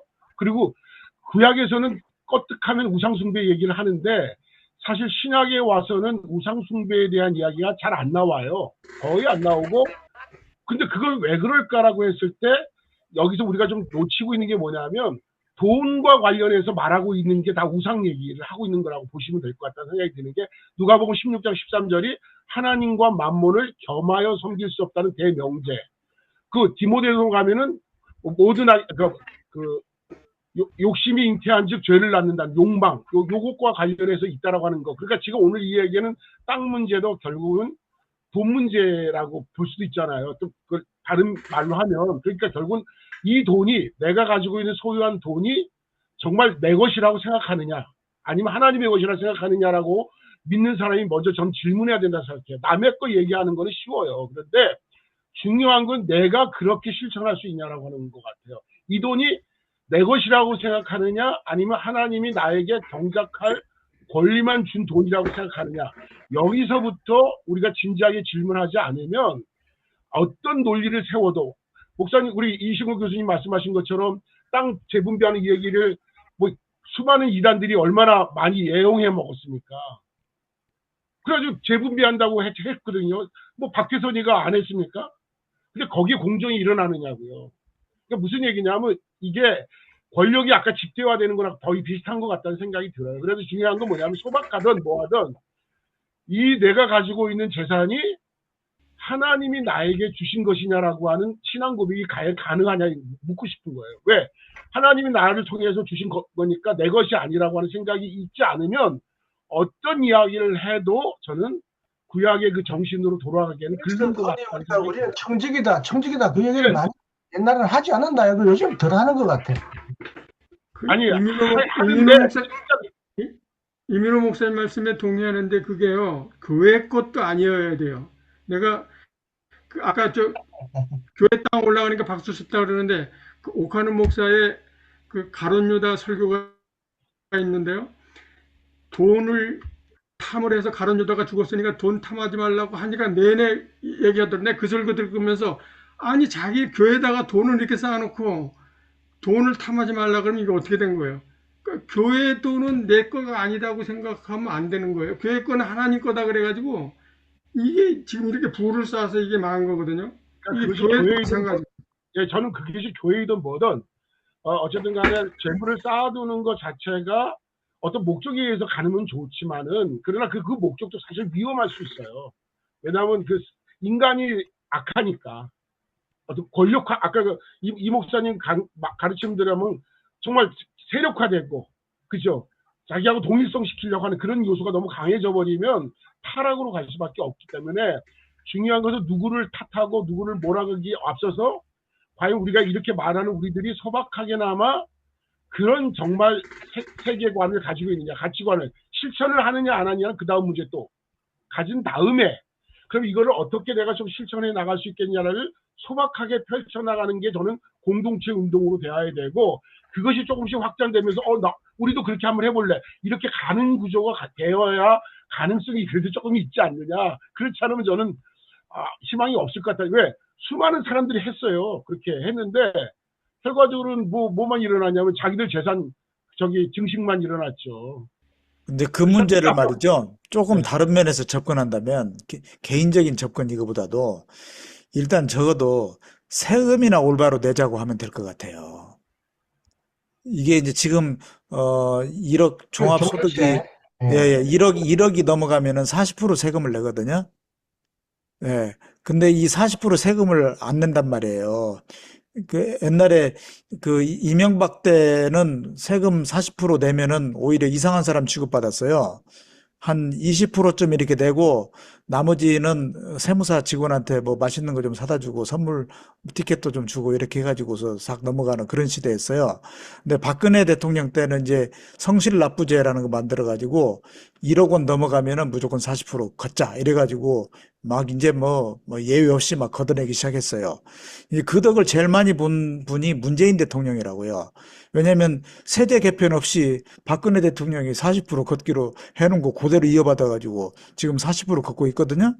그 후에 뭐 지금도 40% 이렇게 걷고 있는데, 그 기업, 하여간 고소득자들이 세금을 많이 제대로 된 세금만 내는 그런 방식으로 풍토만 바뀌어도 우리가 굳이 만문이니 뭐니 막 청지기 정신 이것까지 말 안 해도 거창한 신학적인 종교적인 거 이야기 안 해도 우리나라는 막 세금이 막 어마어마하게 지금 막 남아 돌아가요. 많이 거쳐가지고. 예. 그래서 그걸 가지고 또 평등 사회를 만들기 위한 어떤 보편 복지 사회 이런 걸 그 어떤 아이디어들을 자꾸 내고 하면은 누구나 모든 국민들이 자기가 열심히 벌어서 법만큼 또 세금 내고 또 국가에서는 복지제도 잘 해가지고 또 약자들이 혜택을 많이 볼 수 있게 되고 그런 세상을 만들 수 있다고요. 얼마든지. 그게 희년 정신의 반영이고 저는 구약이나 신약성 전체가 말하는 그런 정신을 적용하는 거라고 생각을 합니다. 그런데 늘 반복하는 이야기지만 우리가 너무 거기에 인식이 너무 없는 거예요. 그러니까 그게 안타까운 거죠. 근데 그 아까 기업이 상속이라고 그랬는데 제가 옛날 어느 교회 다닐 때 아주 큰 기업을 아주 대기업을 다니는데 장로님이 엄청 불평해요. 우익 인사인데 상속세가 너무 많다고 많긴 많아요. 이건 세계에서 두 번 가라 하면 상속세가 많대요. 그거는 대단한 놀라운 거예요. 우리나라가 상속세를 왜 이렇게 많이 매겼죠? 누가 언제부터 많이 매겼죠?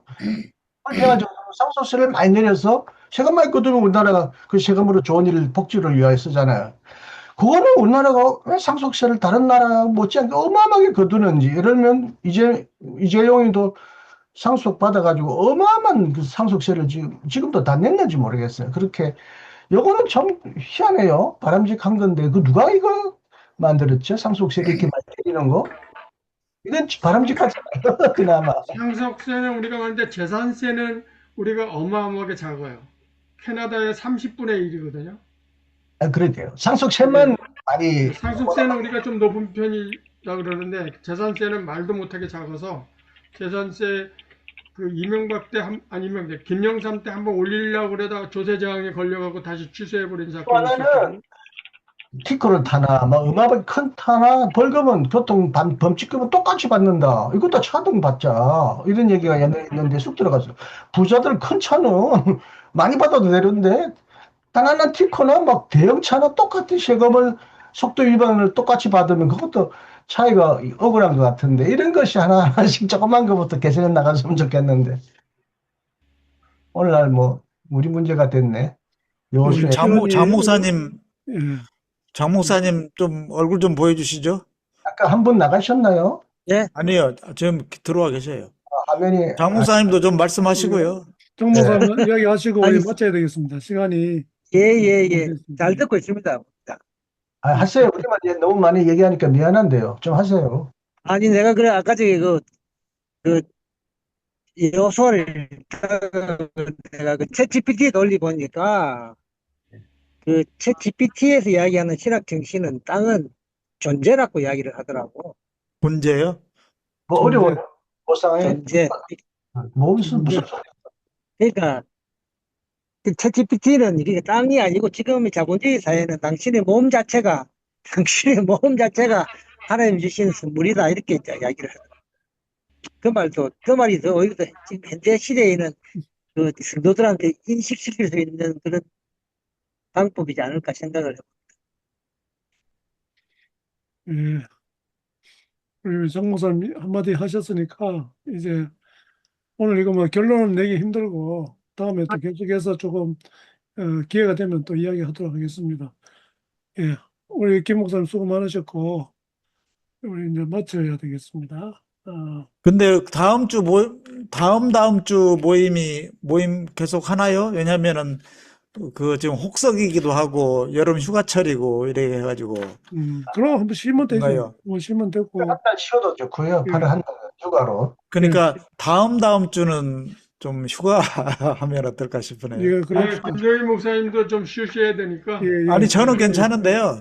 저는 또 그때 휴가철이긴 해요. 예, 그러면 다음 주 그러니까 다음 주 원래 해야 되는데 두 주 쉬죠, 두 주. 그때 한번 쉬죠 뭐. 그럼 우리가 한 달 뒤에 이제 만나게 되는 거죠. 이 모임은. 예. 그래 하시면 되겠습니다. 나중에 다 공지하겠습니다. 예, 사사기 그때는 사사기 공부하면 됩니다. 예. 판관계라고 그때 사사기 하면은 이제 우리 이제 문성규 목사가 이제 8월달 1, 3, 5주에 그 사사기 하니까 또 연결. 그때 또 사사기 하죠. 예, 그럼 예, 같이 사사기 공부할 수 있는 기회가 예. 되겠네요. 예. 예, 그래 하시면 되겠습니다. 예, 수고 많으셨습니다. 목사님 오늘도 수고하셨습니다. 예, 예. 감사합니다. 예.